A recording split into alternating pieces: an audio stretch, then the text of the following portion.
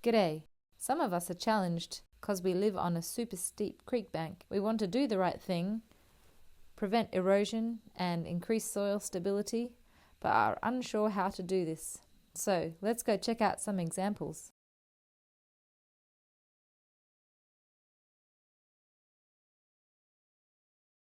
Looking at this creek bank, we can see lots of shrubbery, mostly weedy, exposed roots, and this big old vine, which is a well-established native Cissus antarctica. You can see that nature is doing its best to hold on to this bank.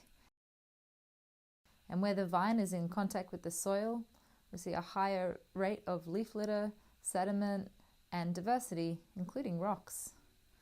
So how can we emulate this using simple processes, simple tools and materials on hand? This is an example of a simple natural retaining wall designed to capture sediment and moisture and to protect and enhance regenerative processes. We've got some hardwood stakes. We've even used the existing stump or tree of the celtis, and with the branches we have packed them in between the stakes to really hold the soil. Further along, we've also installed some coir logs. The placement of the coir logs was an important consideration. We didn't want to go any higher than is safe, but also really trying to maximize the soil that has fallen off the steeper cliff face further up. And we want to hold that soil in place now by doing a thick planting either side of the coir logs with lomandras and black beans. And we're really aiming to capture the goodness, the nutriment there, to stop it from washing downstream or washing down the hill further. And with each of the plantings, we've mulched them and protected them. Along the way, we're going to pick up rubbish. There's so much rubbish here, and we can all do our little bit to help clean up and look after our beautiful creek. One of my favorite ways of looking after this creek that I call home is by composting.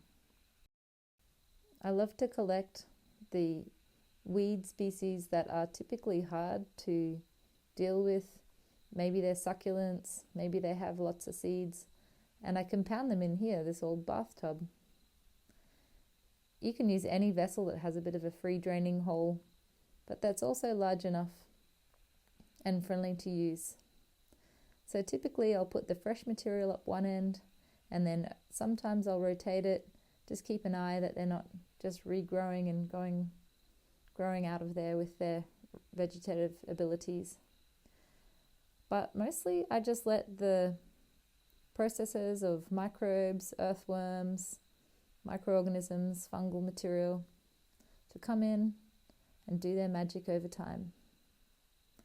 Look at that beautiful black gold, ready to use in my next creekside planting.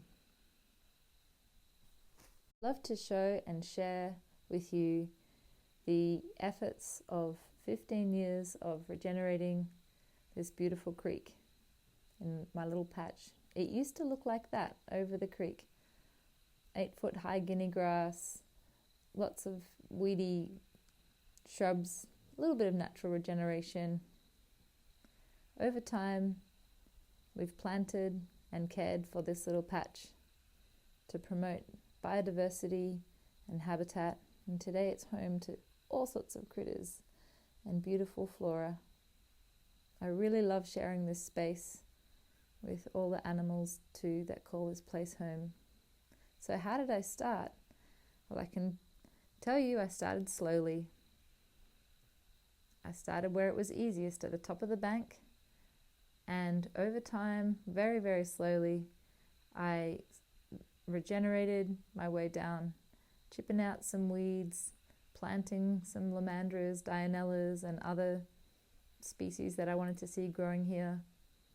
And when I felt sure that each area was in balance and doing really well, I would move into the next section.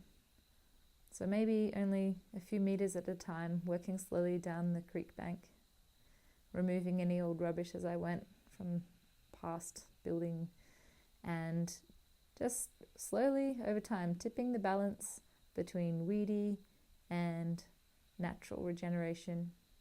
So it's been a long journey, taken lots of trial and error. I'm really happy to call this place home. There are a lot of interesting geomorphological processes happening on this creek line. There's stories from the 2022 floods, like when this big old tree, this Waterhausia floribunda, has been uprooted and then landed many meters downstream, just across here. It's forming a sandbar, which is becoming quickly established with weedy vegetation, but also native plants too, like Persicaria and Ludwigia. The far bank has a lot of intact, established weedy vegetation, which just goes to show how important these plants are. The big tree there is a Celtis sinensis, but behind it is a Waterhausia, and really this is a little hotspot for biodiversity. Many birds nest in here, use the logs for fishing. We see things like water dragons and carpet pythons and water rats and all manner of aquatic life, turtles, eels, fish, catfish. So on this side of the bank, we can watch that from our cliff. The bank used to be another 3 or 4 or 5 meters out, a gentle slope into the water, into a little waterhole actually. But the all of that got washed down. The only part that really stayed was this fella, this big silky oak, Grevillea robusta, and its friends. You can see the gingers and lomandra. They're all protecting each other right now, the tree protecting it and them protecting the tree. We've got some other herbaceous weeds in there and weedy grasses. The lomandras have also stayed there. We've got Melaleuca viminalis and sandpaper fig. Even a macadamia isn't too far away on this embankment. So yeah, in the first 6 months I really did not touch this embankment. I just let everything settle. I was really conscious of that, cautious of that, and over time I felt brave enough to start replanting some lomandras in the bare areas. So some of these lomandras are a couple of years old, and some of them are pretty fresh, like only 6 months old. But yeah, I moved pretty slowly on this embankment. The trees, after the floods, that was a huge story there. There's a lot of damage. I had to make decisions about which ones to leave and which ones to chop out, but I left the root balls of everything as I could in the ground.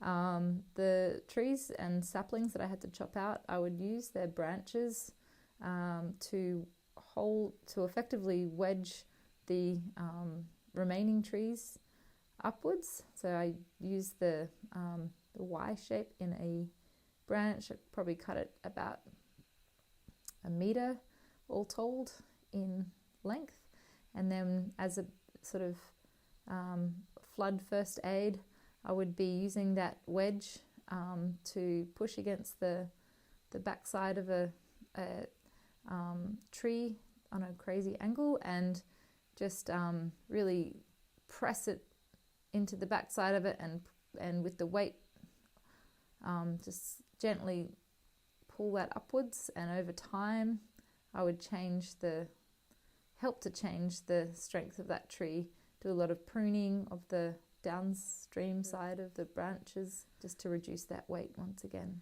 This is such a beauty. This is an old white cedar that was here 20 years ago as a young whippersnapper, and now it's just an amazing home for many animals. The black cockatoos come visit it.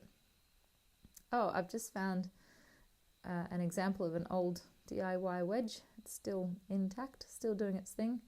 Just goes to show how little you need to help out a post-flood situation. And this tree's coming back and showing its resilience, just like we all are here living on the creek.